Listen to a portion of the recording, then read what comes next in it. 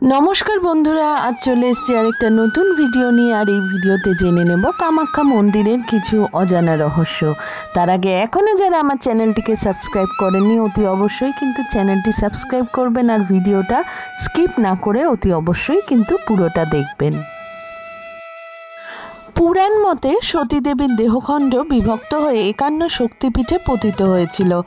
কামাখ্যা মন্দির সেই পীঠগুলির মধ্যে অন্যতম প্রধান। এখানে সতীর যোনি পতিত হয়েছিল বলে একে মা শক্তির সৃষ্টির কেন্দ্র ধরা হয়।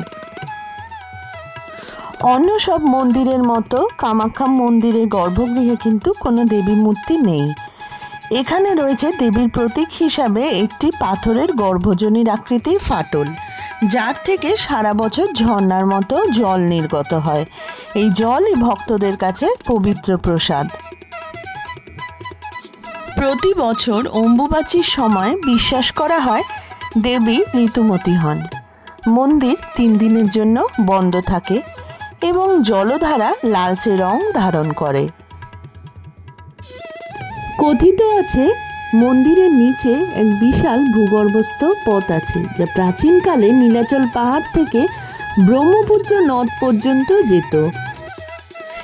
কেউ কেউ মনে করেন এই পথে অতীতে তান্ত্রিকরা গোপন যজ্ঞ ও বলি দিতেন। অনেক পুরনো কাহিনীতে শোনা যায় একসময় এখানে তান্ত্রিক শক্তি অর্জনের জন্য মানব বলি দেওয়া হতো, যদিও এখন শুধুমাত্র পশু বলিই দেওয়া হয়। তবুও এই কাহিনীগুলো মন্দিরের রহস্যকে আরও গভীর করেছে। মন্দির নির্মাণ ও পুনঃপ্রতিষ্ঠার ক্ষেত্রে কোচ রাজবংশের ভূমিকা খুবই গুরুত্বপূর্ণ।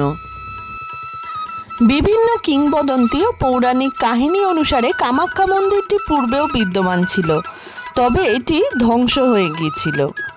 কোচ রাজা বিশ্বসিংহ এটি খুঁজে বের করেন এবং তার পুত্র নরনারায়ণ মন্দিরটি পুনর্গঠন করেন।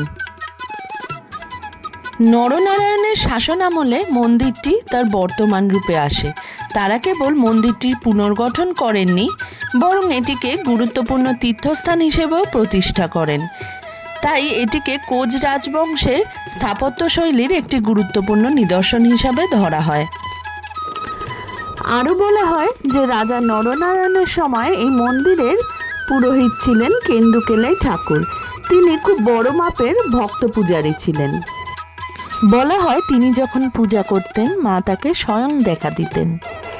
এই ঘটনার সত্যতা যাচাই করার জন্য মহারাজা নরনারায়ণ অপর এক কুটিল পূজারীর সহায়তা নিয়ে মন্দিরের ভেতর প্রবেশ করলেন। কেন্দুকেলাই ঠাকুর এ সময় সন্ধ্যারতিতে মগ্ন ছিলেন। মহারাজা লুকিয়ে তার পুজো দেখার চেষ্টা করলেন।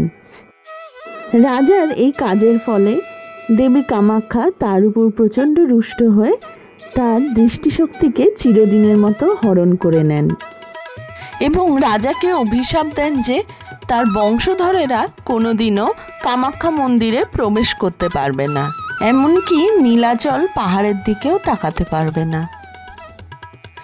বলা হয় এই অভিশাপের কারণেই আজ অবধি কোচ রাজবংশের কোনো উত্তরাধিকার কামাখ্যা মন্দিরে পুজো দিতে পারেন না, এমনকি তারা নীলাচল পর্বতের দিকেও তাকান না। বন্ধুরা, আশা করি ভিডিওটা আপনাদের ভালো লেগেছে। আবার চলে আসবার একটা নতুন ভিডিও নিয়ে। ততদিন আমার চ্যানেলের সঙ্গে থাকবেন, ভালো থাকবেন।